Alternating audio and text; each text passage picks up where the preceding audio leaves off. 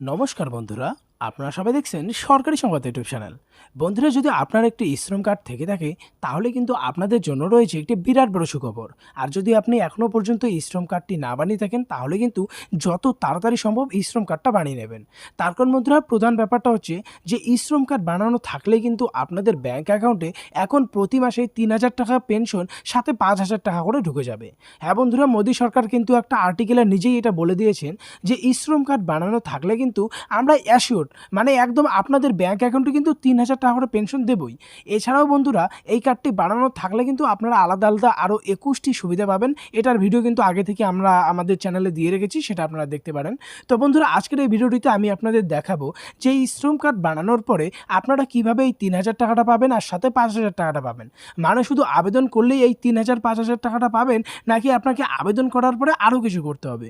আর যদি আরও কিছু করতে হয় সেটার জন্য আপনাদের কি কি ডকুমেন্টস লাগবে আর কীভাবেই বা করবেন, সেই সব কিছু কিন্তু আজকের এই ভিডিওটির মাধ্যমে আপনাদের আমি ডিটেলসে জানিয়ে দেবো। তো অবশ্যই বন্ধুরা, ভিডিওটিকে একদম শেষ পর্যন্ত দেখবেন। তবে তার আগে বন্ধুরা, আপনাদের কাছে একটা ছোট্ট অনুরোধ করব, যদি আপনারাও চান যে শ্রম কার্ড বানানোর পর প্রত্যেক মাসে আপনাদের ব্যাঙ্ক অ্যাকাউন্টে ৩,০০০ টাকার পেনশন সাথে ৫,০০০ টাকা করে দেওয়া হোক, তাহলে কিন্তু সবার প্রথমে এই ভিডিওটিকে একটি লাইক করে দেবেন।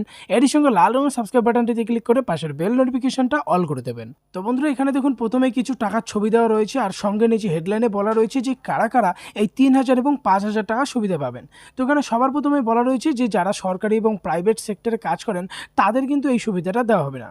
যে সমস্ত পুরুষ ও মহিলারা সরকারকে ইনকাম ট্যাক্স দিয়ে থাকেন তারাও এই সুবিধাটা পাবে না।